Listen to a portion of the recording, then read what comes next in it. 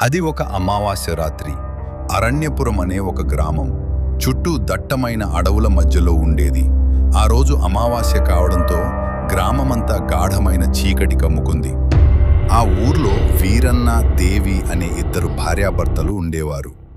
వీరన్న అడవిలో దొరికే వనమూలికలను సేకరించి వాటితో వ్యాపారం చేస్తూ జీవనం సాగించేవాడు.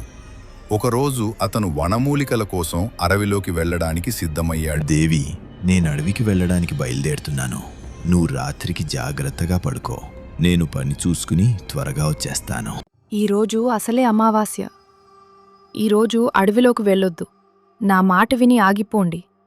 నాకు చాలా భయంగా ఉంది. ఈ ఒక్కసారి నా మాట వినండి. రాత్రి చీకటని ఇంట్లో కూర్చుంటే మన జీవితం ముందుకెలా సాగుతుంది దేవి? అవేమీ ఆలోచించకు. నువ్వు జాగ్రత్తగా పడుకో. నాకేమీ కాదు. అదే ఊరిలో ఆ అమావాస్య చీకటిలో సోమయ్య బాబాయి బడ్డీ కొట్టు వద్ద ఆ ఊరి మనుషులు రాజు, వెంకన్న కూర్చొని మాట్లాడుకుంటూ ఉంటారు. అమ్మో, ఈరోజు ఏంటి ఇంత చీకటిగా ఉంది? పైగా ఊరంతా నిశ్శబ్దంగా ఉంది. ఎవరూ రోడ్ల మీద కూడా రావడం లేదు. ఈ సమయంలో ఎవరైనా అడవిలోకి వెళ్తే వాళ్ల చావును వాళ్లే కొంతెచ్చుకున్నట్టే. అప్పుడే వీరన్న అలా నడుచుకుంటూ అటు వెళ్తూ ఉంటాడు. దాన్ని చూసిన ఊరివాళ్లు వీరన్నను పిలుస్తారు. రేయ్ వీరన్న, ఈ సమయంలో ఎక్కడికిరా? నీకేమైనా పిచ్చి పట్టిందా? ఈ సమయంలో ఎక్కడికెళ్తున్నావురా? నేను అడవిలోకి వనమూలికలు తీసుకురావడానికి వెళ్తున్నాను. అయినా ఈ సమయం అయితే ఏంటి? మన పని మనం చేసుకోవాలి. నాకు ఈ సమయంలో వెళ్తేనే ఆ మూలికల మొక్కలు ప్రకాశవంతంగా మెరిసి కనిపిస్తాయి. అందుకే వెళ్తున్నాను. ఇంతలో చల్లని గాలి వీచుతుంది.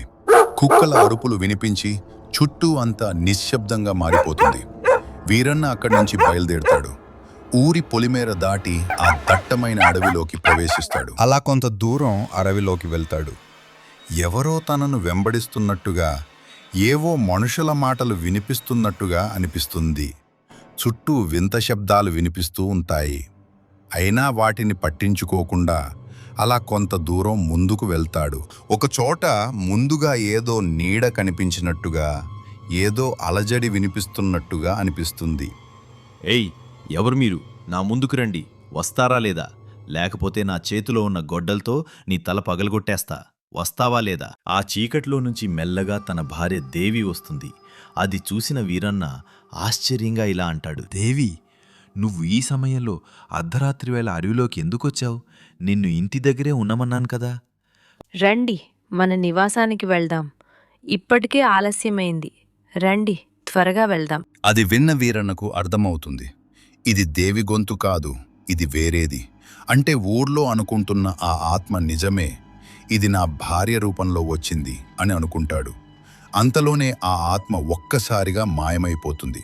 వీరన్న భయపడుతూ అలా చాలా దూరం కంగారుగా నడుచుకుంటూ వెళ్తూ ఉంటాడు. అలా కొంత దూరం వెళ్ళాక మళ్ళీ ఎవరో తన ఎదురుగా ఉన్న చెట్టు పక్కన నిలబడి ఉన్నట్టుగా అనిపిస్తుంది. ఏయ్, ఎవరు నువ్వు? నిన్నే అడుగుతున్నాను. ఎవరు నువ్వురా? బయటికి రా. ఆ చీకట్లో నుంచి మళ్ళీ మెల్లగా బడ్డీ కొట్టు సోమయ్య వస్తాడు. అది చూసిన వీరన్న బెదిరిపోతాడు.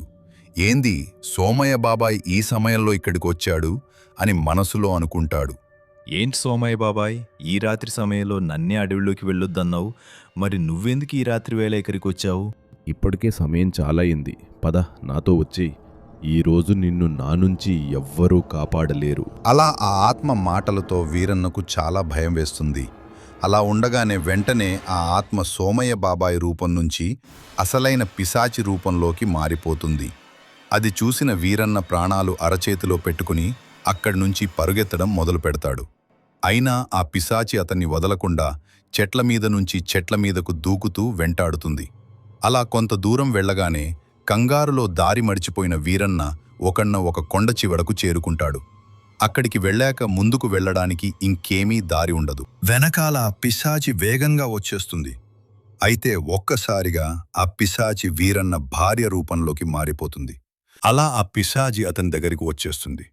ఇంతలో సోమయ్య బాబాయ్ ఒకసారి ఈ పిశాచి గురించి చెప్తూ దానికి నిప్పు అంటే చాలా భయం అని చెప్పిన విషయం వీరన్నకు గుర్తుకు వస్తుంది. వెంటనే తన దగ్గర ఉన్న లాంతరును ఆ పిశాచి వైపు విసిరేస్తాడు.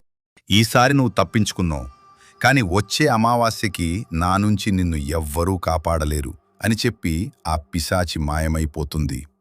వీరన్నకు మాత్రం ఇంకా భయం పోలేదు.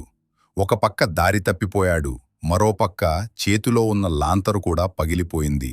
ఎటు వెళ్లాలో తెలియక పక్కనే ఉన్న ఒక చెట్టు దగ్గర అలసటతో కూర్చుని చివరకు అక్కడే పడుకుంటాడు.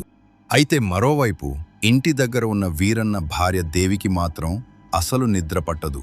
తన భర్త అడవిలో ఎలా ఉన్నాడో అని కంగారుతో క్షణం కూడా కళ్ళు మూయకుండా అతని కోసం ఎదురుచూస్తూ ఉంటుంది. అలా తెల్లవారిపోతుంది. ఇంకా వీరన్న ఇంటికి రాకపోవడంతో వీరన్న భార్య దేవి ఊరిలోని బడ్డీ కొట్టు దగ్గర ఉన్న సోమయ్యరాజును అడుగుతుంది. సోమయ్య బాబాయ్, నేను వద్దు అన్నా కూడా ఆయన నిన్న రాత్రి అడవిలోకి వెళ్ళాడు, ఇంకా ఇంటికి రాలేదు, ఏమైందో అని చాలా భయంగా ఉంది. అది విన్న సోమయ్యరాజు, అయ్యో ఇంకా రాలేదా అని ఆశ్చర్యపోతాడు. వెంటనే ఊరి వాళ్ళందర్నీ పిలుస్తాడు. అందరూ కలిసి వీరన్న కోసం వెతకటానికి అడవిలోకి బయలుదేరుతారు. అలా అందరూ అడవిలోకి వెళ్ళి వీరన్న కోసం వెతుకుతారు. చాలాసేపు వెతికిన తర్వాత చివరకు ఒక పెద్ద చెట్టు కింద వీరన్న పడుకుని కనిపిస్తాడు. ఏరా వీరన్న, లేరా లే, నీకింకా తెల్లవార్లేదా? ఇంకా పడుకున్నావేంటి? అది కూడా అడవి మధ్యలో, లేరా లే. వీరన్న ఒక్కసారిగా కంగారుగా లేచి, అరే, మీరందరూ ఇక్కడ ఎక్కడే చేస్తున్నారు అని ఆశ్చర్యంగా అడుగుతాడు. అప్పుడు సోమయ్య బాబాయి, మేమంతా నీకోసం వెతుకుతూ వచ్చాం. నిన్న రాత్రి నుంచి నువ్వు ఇంటికి రాలేదని దేవి చాలా కంగారు పడింది అని చెబుతాడు. దాంతో వీరన్న నిన్న రాత్రి అడవిలో తనకు జరిగిన విషయమంతా ఊరి వాళ్లకు చెబుతాడు.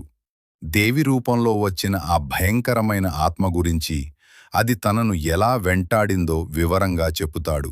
వీరన్న మాటలు విన్న ఊరి వాళ్ళందరి గుండెల్లో భయం మొదలవుతుంది. అయితే మనం విన్న ఆ ఆత్మకథలు నిజమేనా అని ఒకరినొకరు చూసుకుంటూ భయపడిపోతాడు. ఆ రోజు నుంచి ఆ అడవి పేరు వినగానే ఊరి వాళ్ళందరికీ వణుకు పుడుతుంది. అలా వీరన్నను తీసుకుని అందరూ ఊరికి తిరిగి వెళ్తారు. కాని ఆ రాత్రి జరిగిన సంఘటనను ఎవరూ మర్చిపోలేరు. వెళ్లే ముందు ఆ మర్మమైన స్వరం మళ్లీ వారి చెవుల్లో మార్మోగినట్లు అనిపిస్తుంది. మరో అమావాస్యకి మళ్లీ కలుద్దాం. అది విన్నవారందరి వెన్నులో వణుకు పుడుతుంది. భయంతో ఎవరూ వెనక్కి తిరిగి చూడకుండా వేగంగా ఊరివైపు నడుస్తారు. మరిన్ని మంచి మంచి కథల కోసం మన ఛానల్ను సబ్స్క్రైబ్ చేసుకోండి.